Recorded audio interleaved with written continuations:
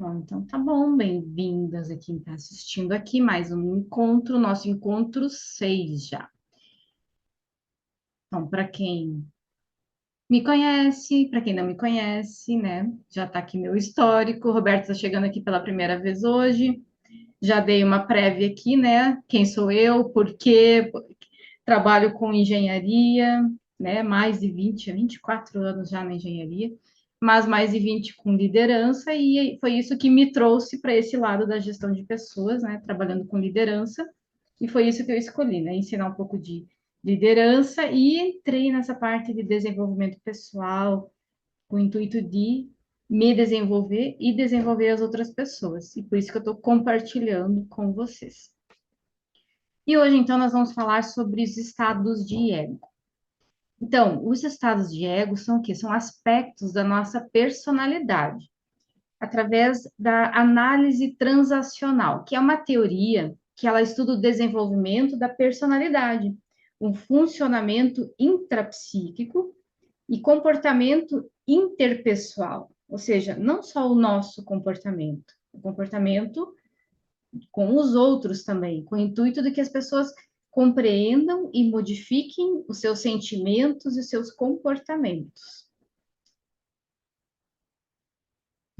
Bom, de acordo com o Eric Berne, que foi um psiquiatra canadense, o que criou a análise transacional, essa teoria, às vezes nos comportamos como adultos, às vezes tomamos decisões baseadas nas sensações que afloram da nossa infância, e muitas vezes agimos da mesma forma que os nossos pais, mesmo que um dia a gente tivesse jurado que jamais repetiria aqueles padrões de comportamento dos nossos pais. Aposto que todo mundo um dia falou: não, eu jamais vou ser igual aos meus pais, né? Acho que todo mundo teve essa sensação, aquela, né? Não, a minha mãe é desse jeito, mas eu não vou ser igual. Acho que é normal, né? Mas inconscientemente a gente acaba agindo e não sabe por quê, né? Acaba agindo igual a eles. Bom, segundo o Byrne, a nossa personalidade ela é dividida em três partes: o pai, o adulto e a criança. O ego pai, ele é o quê? É a permissão. São aquelas vozes internas que fica assim nos dizendo: bom, será que isso é certo? Será que eu posso fazer isso? Será que eu não posso? É o que nos diz, é realmente a permissão do que se pode ou não pode fazer. É que a gente fica se cobrando se está fazendo certo, se está fazendo errado. O ego adulto é a razão, o pensamento lógico. E o ego criança são as emoções, o medo, o amor, a raiva, a tristeza, a alegria. Então, são essas as principais divisões do nosso ego. Bom, aí a gente tem as configurações, né, dos estados de ego. O estado de ego pai é a parte parental. A gente fala ego pai, mas não é a figura pai, é a parte parental, ou seja, são todas as pessoas que participaram do desenvolvimento da criança. Pode ser o pai, a mãe, a avó, o vô, o tio, a tia, professores, irmão, irmã mais velhos, a babá, até mesmo a TV, a influência, né, da TV, dos programas que assiste. Isso representa a influência dos pais, né, ou parental, na infância, de acordo com os pensamentos e as condutas nas funções de educar, nas funções de proteger, de alimentar, de moralizar, de servir como modelo. O estado de ego pai, ele representa os conceitos ensinados de vida. Aí o estado de ego adulto, ele funciona analisando a realidade, decidindo entre o que é adequado ou não, estuda, trabalha, pondera, ele analisa, né? Atua no aqui e agora, não nada remetido ao passado, é quando a gente está aqui no presente, né? sem pensar, não remete nada ao que aconteceu no passado, nada nas memórias do que aconteceu lá na infância, né? Se meus pais ou professores ou alguém influenciou que me deixou com medo, que me deixou travado, que me deixou feliz ou não. Eu analiso o hoje, o agora. Se eu tiver que tomar uma decisão, é uma decisão racional. Isso quando eu estou tomando alguma decisão baseada no meu estado de ego adulto. É simplesmente irracional. Ele traz um equilíbrio da personalidade. Já o estado de ego criança é o componente infantil e arcaico da personalidade. Representa as emoções e tudo que se refere ao nosso corpo, que nos permite sentir, intuir, criar, desfrutar em relação ao sexo, em relação à intimidade. O estado de ego criança, ele representa os nossos conceitos sentidos da vida. É nesse estado que nós temos gravadas todas as experiências infantis, inclusive as intrauterinas. Então, todos os sentimentos que a gente traz lá da primeira infância, né? E dentro do estado de ego pai, a gente tem duas divisões: o pai crítico, o pai nutritivo, tá? Lembrando que a gente vai falar muito de pai, mas pai é questão parental, né? Pai, mãe, avó, enfim, qualquer pessoa que tenha interferido na criação da criança. Bom, o pai crítico positivo, tá? Porque dentro do pai crítico são duas divisões sempre: positivo, negativo. O pai crítico positivo é o que põe regras, educa, ele orienta de forma firme, mas amorosa. É o protetor, dá limites adequados, é sério, é potente, usa frases coerentes e esclarecedoras. Vamos dar um exemplo. Parabéns, filho, você se dedicou. Não é aquela, parabéns, filho, você é muito inteligente. Ou ele cria um gatilho positivo na atitude do filho, né?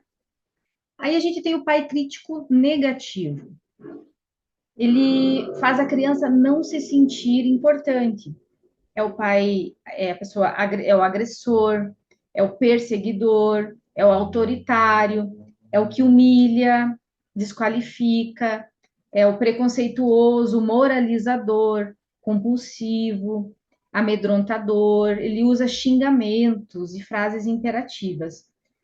Uma frase bem comum que torna um pai crítico negativo: você não faz nada direito. Então, isso cria um gatilho negativo, desenvolve crianças rebeldes, que são raivosas, ou submissas, que são medrosas. Então, assim, são frases, assim, às vezes não no intuito de ser mal. Existem pais agressivos, claro, existem pais muito durões, que criam muito, que amedrontam demais, né, no excesso.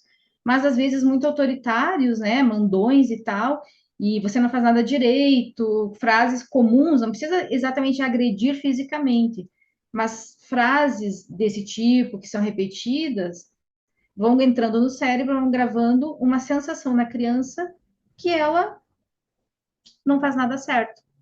E isso ela vai crescendo com essa sensação de que ela só erra, que ela não faz nada certo mesmo o resto da vida. Então, ou um excesso de agressividade física, por exemplo, a criança vai guardando raiva, né? É uma criança rebelde, nem sempre ela pode expor isso, e certa altura da vida ela começa a colocar para fora essa raiva, né? Se tornam adultos agressores, normalmente, né? Começam a ter essas atitudes iguais aos pais também. Ou submissas, né? Elas não podem falar, elas não podem responder aos pais por causa dessa violência, dessa agressividade, mesmo que seja apenas verbal, e elas se recolhem, se amedrontam, né? São as crianças submissas. E a gente tem também o adulto positivo. Agora, saindo, né, do pai. Acho que eu pulei um aqui, deixa eu voltar, que a gente passou o Não, tá certo. Nós falamos do pai crítico. Deixa eu só voltar aqui se eu não pulei, não. Não, tá certo. Pulei. A gente tem o pai nutritivo positivo. O pai nutritivo positivo é o pai amoroso, afetuoso, que permite, que protege, que acolhe, que é afetuoso, que ensina com paciência, que é tolerante, que é empático, que procura entender, né, o filho, os sentimentos, a postura, e que dessa forma ele estimula o crescimento do filho. Por outro lado, né, a gente tem o lado oposto, a gente tem o pai nutritivo negativo, que é o que salva o filho. Ele é o exagero, né? É o que super protege, é o pai meloso, é o que faz pelo filho mais do que o necessário, é o pai dominador, é o que impede o crescimento. Normalmente, como a gente já estudou algumas aulas atrás, né, alguns encontros atrás, normalmente é o excesso de controle, né? Um pai muito controlador. Oi, Denise, você chegou agora. Estamos falando dos estados de ego aqui, então, quando eu falo, nós temos uma divisão, tá? Pai, adulto, criança. Quando eu falo de pai, não é pai, né? É parental, né? O pai significa quem interferiu na criação dos filhos, tá? Pode ser pai, mãe, avó, tia, professor, irmão mais velho, a TV, enfim, o que influenciou a criação.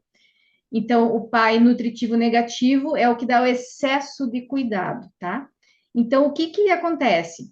Ele impede o crescimento do filho. E o que que ele gera? Insegurança, ansiedade, angústia, culpa, um retardo emocional, retardo cognitivo e até um retardo social, porque a criança ela não sabe o que ela pode, o que ela é capaz de fazer, ela está sempre esperando o que o pai, né, o que o adulto vai dizer, o que ela pode fazer, o que ela deve, com quem ela pode se relacionar. Normalmente são pais que proíbem, né, quando esse retardo social, porque impedem as amizades com outras crianças, são crianças que vivem muito sozinhas, então, acaba impedindo esse crescimento da criança. Agora sim, deixa eu passar, eu tinha pulado um slide aqui. Agora vamos para o adulto. O adulto positivo é o racional, é o lógico, é o objetivo, o ético, atua com simpatia e é cooperador. Mas a gente tem o lado negativo, o adulto negativo. O adulto negativo é o que age manipulando e contaminando o ambiente. Ele também é lógico, ele também é racional, mas ele usa essa parte lógica racional para manipular, para contaminar o ambiente, porque ele sabe o ponto fraco do outro e provoca situações para tirar proveito disso. É vingativo, é invejoso, é frio, é calculista. Um exemplo, normalmente assaltantes, né? Não o ladrãozinho da esquina, né? Um assaltante que planeja, que assalta um banco, por exemplo. Ele é um adulto, né? Racional, lógico, objetivo, só que ele é um adulto negativo. Ele usa toda essa lógica, toda essa racionalidade com um intuito negativo, né? Manipulando, estrategista, né? Para algo negativo. Agora, o estado de ego criança, tá? Ele é subdividido em três partes. A gente tem a criança adaptada, que é dividida em submissa e rebelde, positiva ou negativa. A criança livre, positiva ou negativa. E o pequeno professor. Agora vamos entender um pouquinho de cada um aqui. A criança livre positiva é a criança aquela que é espontânea, divertida, é alegre, é curiosa, é intuitiva, é afetiva, é a criança que brinca. O prazer é sentido por essa parte da personalidade, através do sistema límbico.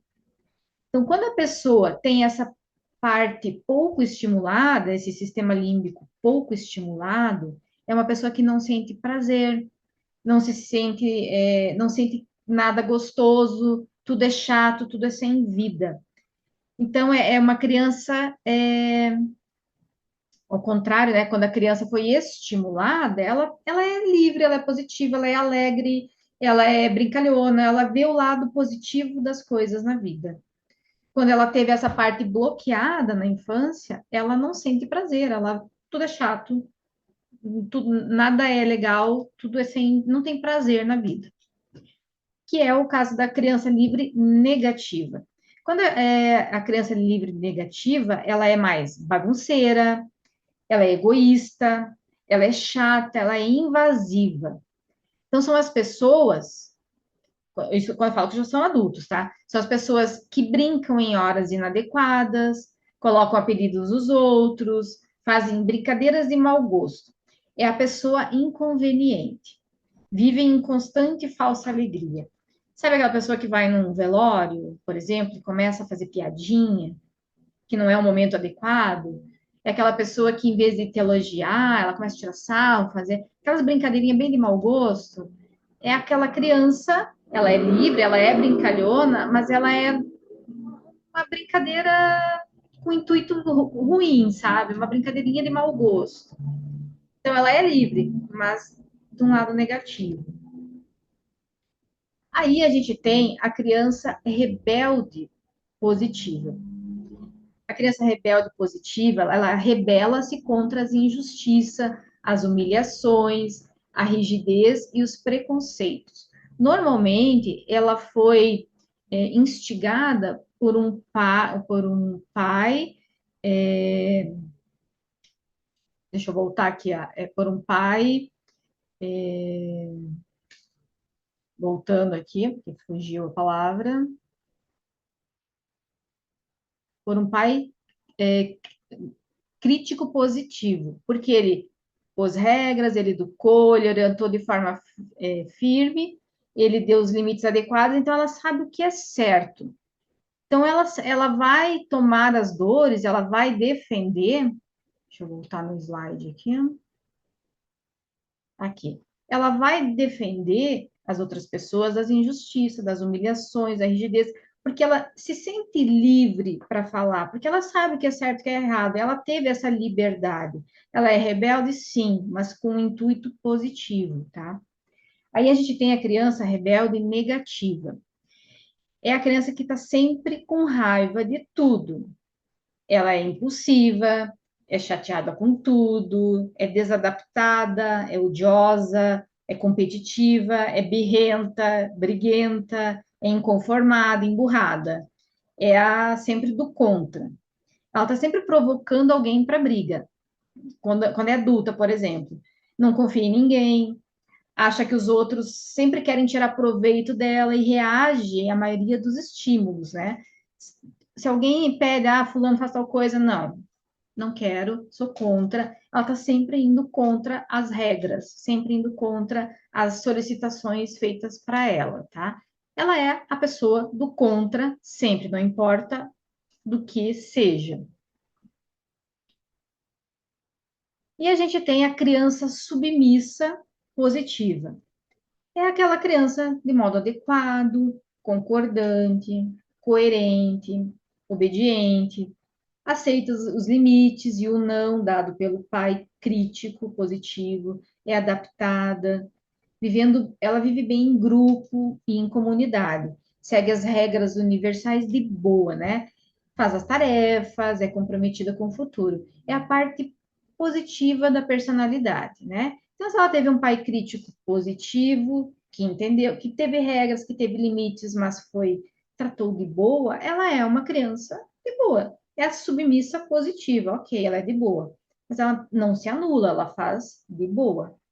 Mas a gente tem também a criança submissa negativa, que é a parte que ela age de forma confusa, repetindo as condutas destrutivas da infância, né? Sentindo medos, culpas, angústias, ela é medrosa, ela é insegura, preocupada, ansiosa. Ela teve um pai crítico negativo, provavelmente, que colocava medos. Então, ela sempre precisa que alguém dê permissão. né? Se ela teve um pai muito rígido, ela é obediente, ela é submissa, mas de um modo negativo. Ela não sabe se ela vai fazer certo ou não, porque o pai sempre foi crítico. Então, ela está sempre com medo da iniciativa dela ser errada, de alguém criticar, de alguém falar errado, não, você está errada. Então, ela é uma pessoa muito insegura, né? Ela é obediente, sim, porque ela sempre vai fazer algo que alguém vai pedir. Ela tem iniciativa, falando na vida adulta já, né? A pessoa tem iniciativa, vai ter, mas ela vai demorar muito a engrenar, a autoconfiança dela é muito baixa. Ela vai tomar atitude, sim, mas vai demorar muito para ter essa autoconfiança, porque ela sempre vai estar na desconfiança que alguém vai criticar, alguém vai falar que ela está errada, alguém vai falar, você não serve para nada, você está fazendo errado, porque o pai crítico foi muito negativo. Então, pessoas que são muito perfeccionistas provavelmente tiveram um pai crítico negativo, né? Que foi muito exigente, cobrou muito, muito controlador. Então, ela tende a ser muito perfeccionista por isso, porque alguém está sendo cobrou demais para que ela fizesse corretamente as coisas, né? Então, assim, a gente tem que entender que é defeito de um ser mais ou não? Não. A gente precisa entender os nossos comportamentos, para a gente entender qual pai a gente é, qual adulto a gente é, qual criança a gente é, para a gente entender esses comportamentos. Por exemplo, eu ainda assim estou em busca de quem eu sou, porque não é de uma hora para outra que a gente vai descobrir, né? Quem eu sou, por que que eu ajo assim, mas a gente começa a prestar atenção nas nossas atitudes, né? Por que que eu ajo assim? Porque normalmente as nossas reações elas vêm no momento da pressão. Não é assim no dia a dia tranquilo que eu ajo dessa forma, que eu fico ansiosa, que eu fico, né, medrosa, ou eu fico rebelde querendo defender o mundo. Não, é numa pressão, é quando dá aquele gatilho, né, que a gente começa a agir. E é aí que a gente tem que começar a prestar atenção. Então, assim, eu comecei já a entender quem eu sou, qual é a minha criança, por que eu sou assim, ainda não sei. Eu estou tentando buscar lá na minha infância, né? Eu não consigo, assim, eu não tive pais rígidos demais. Eu não lembro, meu pai e minha mãe nunca foram, me cobraram demais, nunca foram, como é que eu vou dizer, briguentos comigo, assim. Mas eu sou uma criança, eu tenho uma criança dentro de mim, não é o extremo, né, da negativa, né? Mas eu sou perfeccionista, né? Eu fico sempre pensando, alguém vai me criticar ou não, então eu vou e faço, mas, né, fica aquela cobrança, aquele medinho. É exagerado? Não. A gente tem níveis, né? Ou a gente tem um pouquinho de cada dentro, uns mais, outros menos. Mas a gente vai tentando se descobrir. Mas eu sei que eu tenho um pai crítico dentro de mim, eu tenho uma personalidade de um pai crítico negativo dentro de mim muito forte, que me cobra bastante. Da onde vem, ainda não sei. Então agora a gente começa a entrar no estado de consciência, né, da personalidade de cada um. E a gente começa a pensar e começa a tentar buscar lá da infância e tal. Às vezes a gente tem que, né, perguntar para o pai, para a mãe, para a avó, para a tia, porque assim, talvez não seja dos meus pais isso. Talvez seja de algo que aconteceu na minha infância com alguma tia, com alguma avó, com alguma professora, com algum colega, com alguma coisa que aconteceu que me fez ficar assim. E a gente começa a tentar resgatar essas informações que fizeram, que deixaram essa marquinha lá, né? E a gente tem aqui para fechar o pequeno professor. Que é o pequeno professor? É a parte intuitiva da personalidade. E hoje nós temos aparece bastante, né? Tá mais nítido as crianças cristais, as crianças índigos, que elas têm uma intuição mais apurada, mais nítida, né? São as crianças mais evoluídas, com mais sabedoria. Hoje a gente tem mais clareza disso, né? Então, é a parte intuitiva da personalidade, elas estão muito mais presentes nessas crianças agora. Vou mudar aqui. Então, essa divisão que a gente tem aí do pai crítico positivo, negativo, do pai nutritivo positivo, negativo, o adulto positivo, adulto negativo, e as crianças, né? Todas ali. Então, um resuminho, tá?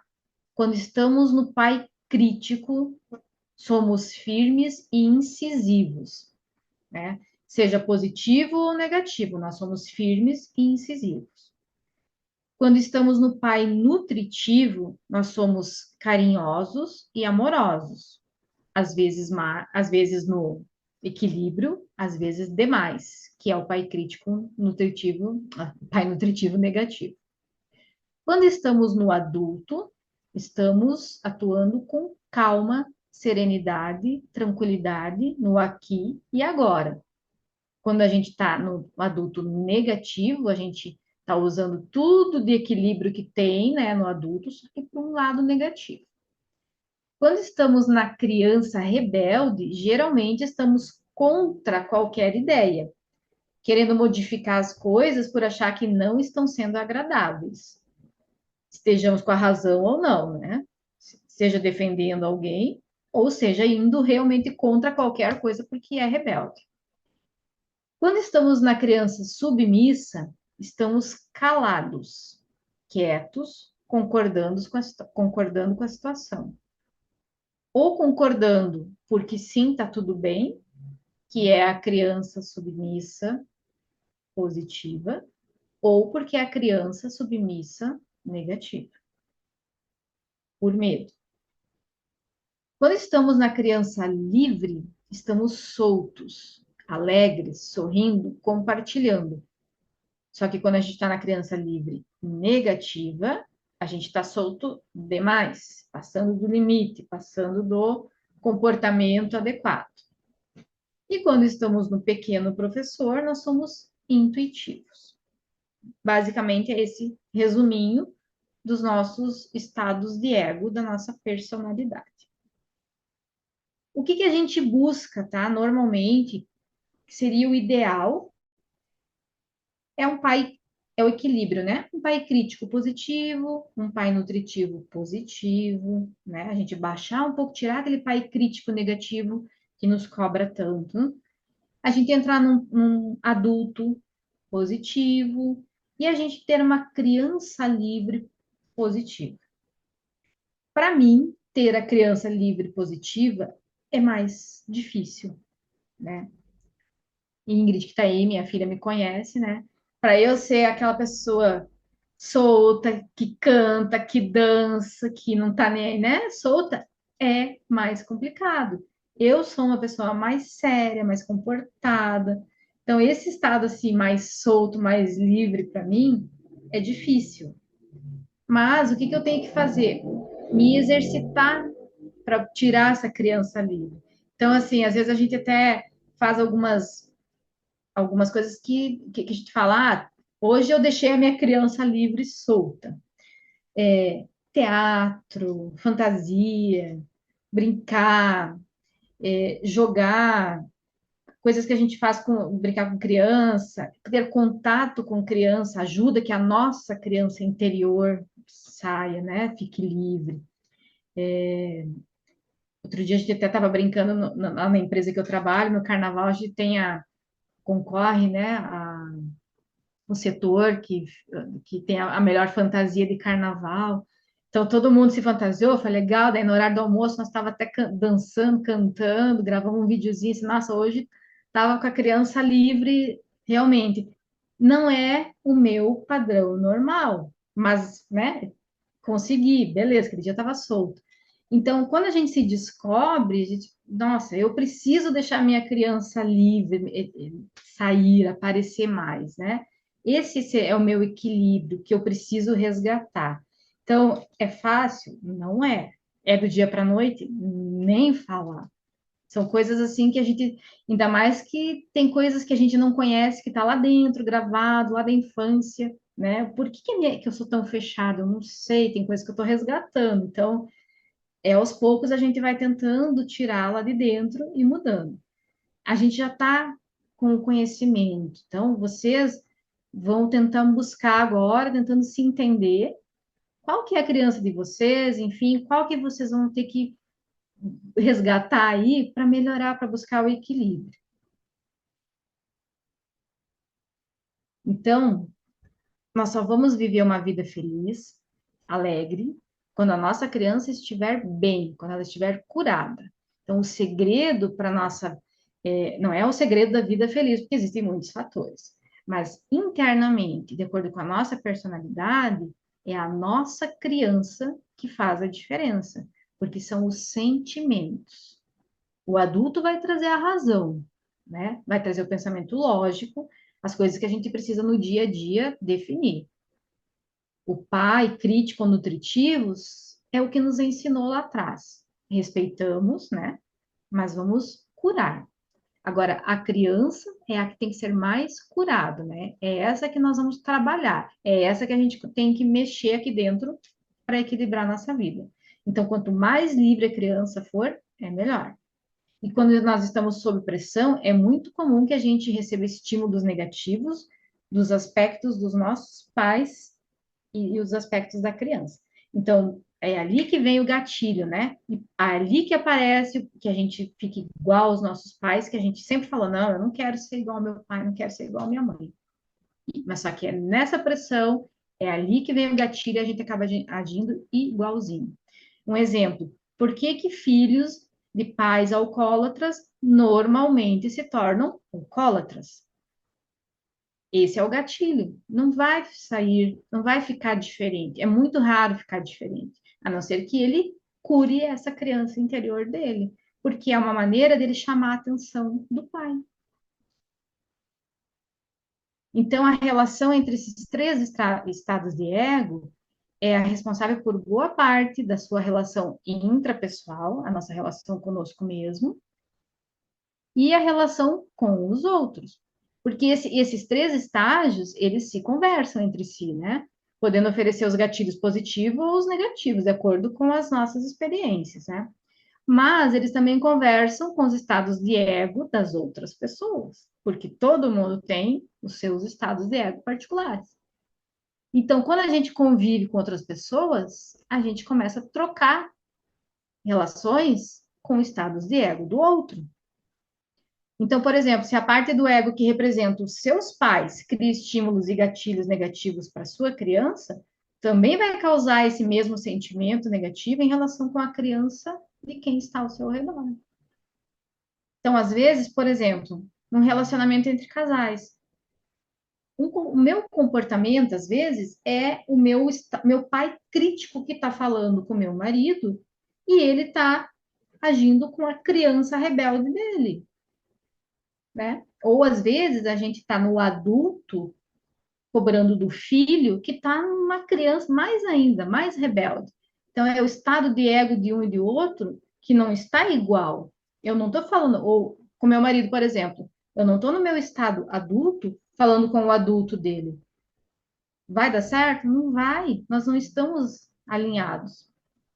Por quê? Às vezes acontece o seguinte: no momento de discussão, que são os gatilhos, que é a pressão que acontece e chama esses gatilhos, o que que remete às marcas lá da infância? Se eu estou pressionada, eu vou lembrar do meu pai crítico negativo. Se ele está pressionado, talvez ele lembra do pai o quê? Nutritivo negativo? Não sei, pode ser. Então ele vai, se era um pai nutritivo negativo, ele vai se sentir o quê?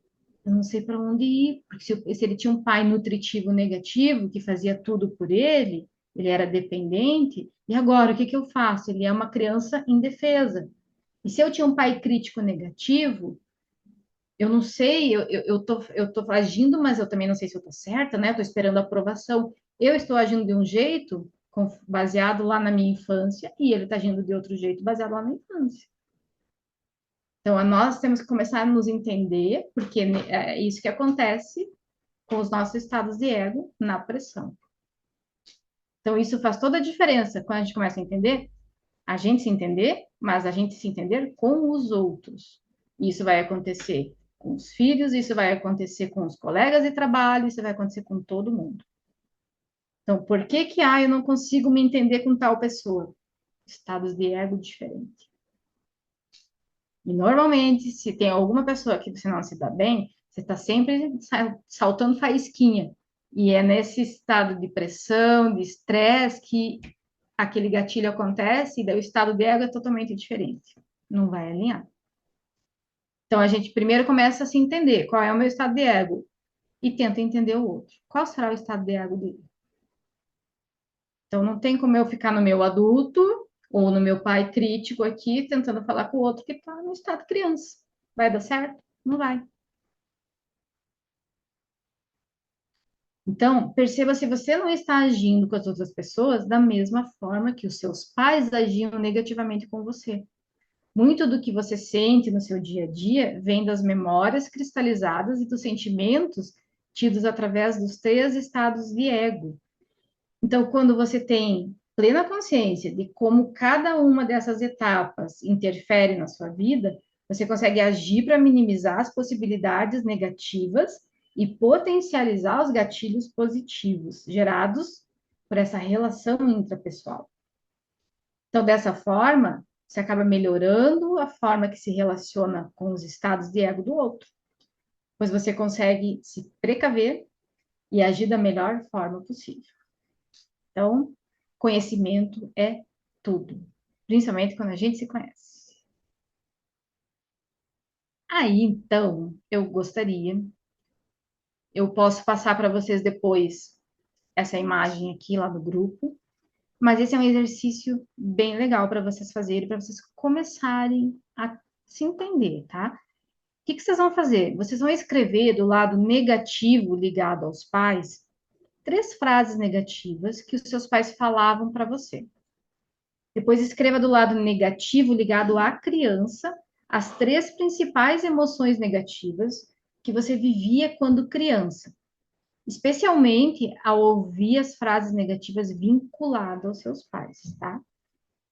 É importante, tá? É difícil, vai sair já de cara, não, vocês vão pensar, não vai sair, volta, escreva outro dia. Não é um exercício que nós vamos fazer hoje aqui, porque vocês vão ter que resgatar isso, tá? Aí faça esse mesmo processo do outro lado, do lado positivo, tá? Reforçando as 3 frases positivas que eles falavam e os 3 sentimentos positivos que você tinha. Então, com esse exercício, você primeiramente vai conseguir identificar os principais estímulos negativos que os aspectos da sua personalidade trazem à tona, tá?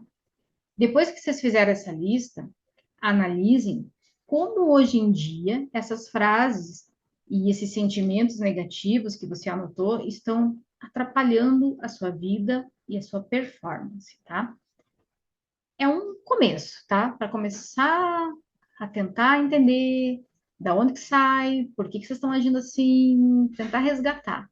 Não vai sair de início. Ou, sim, se foi muito marcante, muito óbvio, pode ser que vocês consigam já anotar.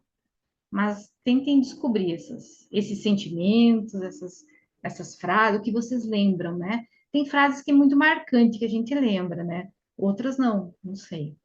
É uma descoberta, tá? Eu vou colocar no grupo depois. A figurinha aí para vocês anotarem e a descrição para vocês fazer, como fazer, tá? Bom, meninas, esse assunto é bem profundo, é muito mais do que isso. Isso aqui é só uma pincelada.